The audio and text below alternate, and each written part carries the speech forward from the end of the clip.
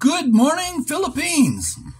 Well, today, again, I'm trying to bring you something interesting and unusual, something that you don't get maybe on other blogs. And I'd like you to please like, share, and subscribe, and share especially with your friends. Let's spread the word out. The first thing I want to talk to you about is security in the Philippines and the perceptions that people have about it. First of all, when I first arrived in the Philippines, the very first time, I landed in Manila, spent the night in Makati in a club, and went to my hotel across the street. Got up in the morning, walked around, was having a good time. It was 10:30 in the morning. I saw this kid off the side of my peripheral vision riding around on a bicycle, kind of circling me. I was wondering what that was about. And all of a sudden, ding! Off my neck, my gold chain, which I stupidly wore out in public. I just bought it in Thailand, and I forgot I even had it around my neck. And I went out in the morning displaying that on the streets of Makati. So I was the architect of my own disaster. So that's completely on me. I chased down the kid. I've told the story before. I caught him, and I thought he was pulling on a knife. So I said, okay, you just go ahead. And I went home to Canada. I thought, geez, Philippines is the shits. Wouldn't want to live here. And then I got to thinking, really, was my life at risk? Is maybe just show. I don't know. So I started looking at some of the stats and tried to figure out what was what in the Philippines. I've always heard the rumors, though, stay away from Mindanao. It's dangerous there. And I see a lot of clickbait out there, people trying to feed off the frenzy of Mindanao. But let me just give you a breakdown of some of the hazards you'll see. But I'll say we've been in Cebu now for, Well, we've been in this place for 7 years now. And when my first year in Port Coquitlam, my Christmas lights were stolen and a saber saw. So... and nothing's been stolen here ever. So there you go. Mind you, I'm in a gated community, and the guards here, they carry a revolver. And you'll see that the Philippines are very security conscious. And so what happens, I find, is they tend to blow things out of proportion.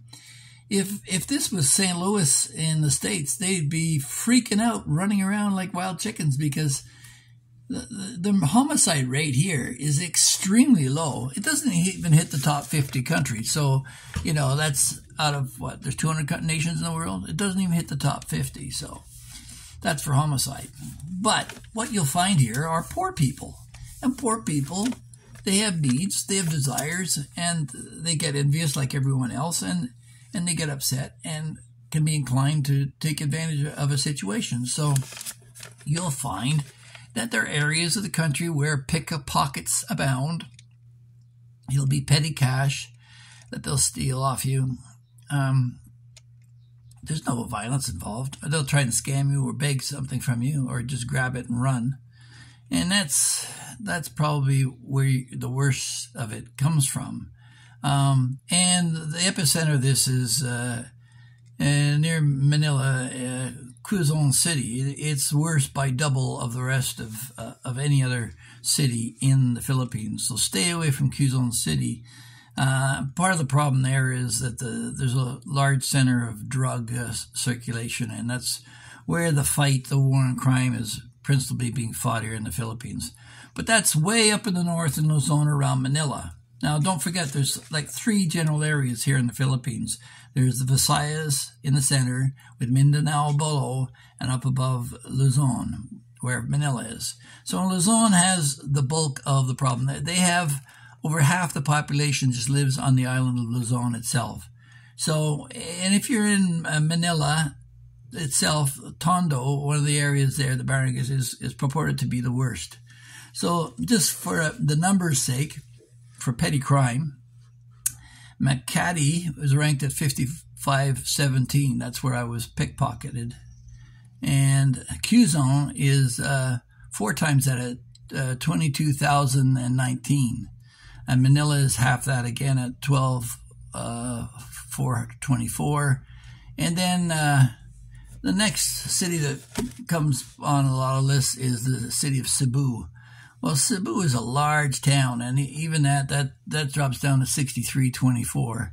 So the whole city of Cebu is about a little bit more than the small area of Makati.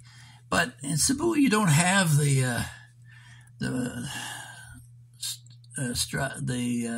evident street poverty that you do in Manila. Like they're parked right on the sidewalks and mothers with children all over the place in Manila. They try and flush them out of BGC in some of the posher areas to keep the place clean, but that just pushes the problem into somebody else's neighborhood. So that's probably the only thing that you're going to likely to come across as a tourist, because like I say, it's a poor country, and you should always be aware when you're traveling anyway. You're in a strange place. It'll be no difference if you were in Greece or Istanbul or Turkey or anywhere else in the world traveling. You should keep your head about you. But certainly, Luzon generally, you don't have to worry about losing your life or anything like that, unless it's some crossfire and a drug bust in Quezon City. So I'd stay out of there. A lot of Americans like to hang around Angeles. I think there's a Phil Philippines. He hangs out there. Has a blog, sunglasses, but his wife got ripped off from her phone and made a big kerfuffle about that online. So that's the level of crime that you're going to experience. It's pretty petty stuff. If you're from the States and you've been in any of the tougher areas, you'll be laughing at this stuff, thinking it's ridiculous. That's why they call it petty crime. They put the petty in petty crime. So that's it as far as your criminality goes, and the drug war continues. There's so many islands they can hide out on. So, and with that, you get the problem in the connection between Indonesia and the Philippines through Mindanao. That's a connection point between the Catholic world and the Islamic world. So, I mean, the Golan Heights in Israel, that's just right on each other's doorsteps, Arabs and Jews, how they conflict. So can you imagine, I mean, even Northern Ireland, you had Protestant Catholics fighting each other. But here you've got Catholics and Muslims right on each other's border. So right at the tip where you'll find them, in Zamboanga and Jolo province, near the Sulu Sea, that's the entry point and where the worst of it comes from. And that's where you get your Abu Sayyaf and your Biff fighters. What do they call themselves? The technical term is the Bangsamoro Islamic Freedom Fighters, which, if you're fighting for Islam, I'm sorry, you're fighting for enslavement, not freedom, because you want Islam to enforce all their values on you. So let's cut the BS. So that's the Sulu Sea, which is notorious also for pirates. Other than Somalia, which is attacking freighters and that, the Sulu Sea has long been a haven for pirates. Any ship going through there, and people circumventing the globe would be cautioned to avoid that area because it swings right by places like Zamboanga. In a couple of years ago, there was a ISIS outbreak in Marawi. These were imported guys from overseas. They came in here, and there was a 5-month insurrection where the Philippine army just bombed the crap out of them and drove them out, killed a lot of them, and made a lot of the local boys who joined them realize and wake up. And it's calmed down hugely there. There was one incident a little while ago where a bomb went off in a church. It's kind of a one-off during Christmas holidays, and I think 4 people were killed.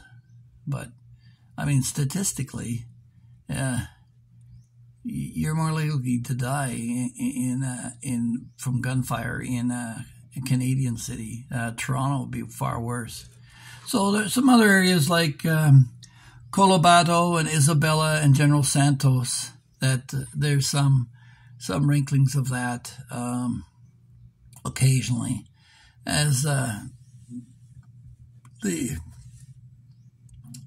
conflict between the two. And I don't want to go on too much about this because the media does this all the time, and it spooks everybody out because the fact is, Davao, which is not far from General Santos, is one of the safest cities in all of Asia. I think it ranks second place, or first or second place. I think Singapore and then Davao. So, yeah, it's super safe and clean, but then there's the trade-off on that, because then you've got earthquakes. Now, let me talk about natural disasters that are not likely or unlikely to nail you. There's a Kidapawan area in central Mindanao, which is notorious for big earthquakes. And recently, they've had a number of earthquakes off the coast of Mindanao. And this is the southern part of the Philippines now we're talking about. We haven't really dealt much with Visayas because there's not much really going on there yet. We'll get to that. But in Mindanao, yeah, they have these earthquakes, and there's always a risk of a tsunami with that. So you got to watch out for that. And a few years ago, just before Typhoon Haiyan hit Samar and Leyte, there was an earthquake in Bohol, which killed a lot of people and broke a lot of things. And that rippled through into Cebu to some degree, but not so much. Don't forget you're living on the Ring of Fire. So, the same thing that happens in New Zealand and in northern Alaska and the coast. There's earthquakes and volcanoes all around it. And the Philippines happens to be bordering the islands on the east coast, right on one of the deepest trenches the oceans have ever seen. So, yeah, there's going to be some activity there. So, the only other remaining thing really that comes up occasionally are typhoons, and with modern weather warnings, you're known well in advance, and you can easily go book yourself in some nice hotel that has its own generator and survive that. So the worst one it happened in Tacloban, because the two islands, Samar and Leyte, the typhoon just funneled right up between these two coasts and hit the city dead on. And it wasn't the actual storm. It was the storm surge from the ocean that ended up flushing the city down the drain. They had to rebuild. So, is it safe in the Philippines? I'll tell you, I feel a whole lot safer than I do living in even little town Bath, where we have a meth addict next door, and I was wondering whether my kids would be at risk in going to school. So no, I think you're far safer here in the Philippines, even on a bad day in Mindanao. And Mindanao has some of the best beaches in the world that are largely unattended, because people are worried about the terrorists. I've had a dentist friend of mine he came from Mindanao, and the guy who worked for me here on my concrete forms, he was from Mindanao. And one of them said that when you arrive at your hotel, that the terrorists know you're in town before you get there, or something like that. That they're so well connected. And I mean, there's some government corruption, and people will always take advantage of the new guy in town. So you got to watch out for that. No matter where you go. But once you settle in, I do recommend the gated communities just to remove the headache. But when you walk into a 7-Eleven, the guy's got a sawed-off shotgun at the front door, and he's opened the door with a big smile, saying, "Good morning, sir." Nobody's going to mess with him. And you see the armored trucks driving around town. I've never heard of any of them ever being robbed, not unlike North America. So I'm sure it happens. But what I'm saying is that the stuff that goes on here, yeah, they complain about government corruption and petty theft. It's small stuff. And, I would always recommend you have what I call disposable packet, so that if you ever are robbed or mugged or something like that, and you end up having nothing, they could get angry, and then you could be roughed up. This can happen anywhere. I mean, it happened to my brother-in-law in South Africa, and they ended up ripping all the clothes off his girlfriend looking for money. So always have a little packet in hand so that if you do get hit upon, you can basically get out of jail free with these thieves. And yeah, it happens. Some of the begging is very aggressive. The kids push up against you, and maybe they're feeling your pockets to see if you got a wallet or something they can take out. That's living in a country that's coming out of a tougher time. But you're seeing less and less of that. The middle class is growing here, and yeah, it is safe here in the Philippines, very safe. And I don't know if I really want all the tourists to know about that, because then they'll start coming here instead of Venice or something like that, or what's the other one that's very popular? Bali. Yeah. No. The only thing that is going to be probably the biggest risk to you is another foreign expat. I just heard from a friend of mine in Dumaguete who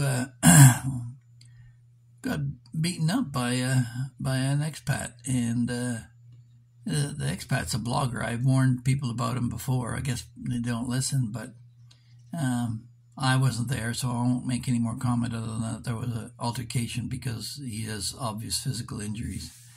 So, yeah, the Filipinos are gentle people by nature, and that's probably to their disadvantage. That's why they're so compelled to enter carrying things like the hotel industry and the nursing industry and that type of thing. They're drawn to that kind of work simply because they're service-oriented, and they can be trusted. I mean, they put them on ships that go all around the world, and yeah, it's getting better here every day. So I hope that addresses some of your concerns. There's zones that you can look at too in terms of risk.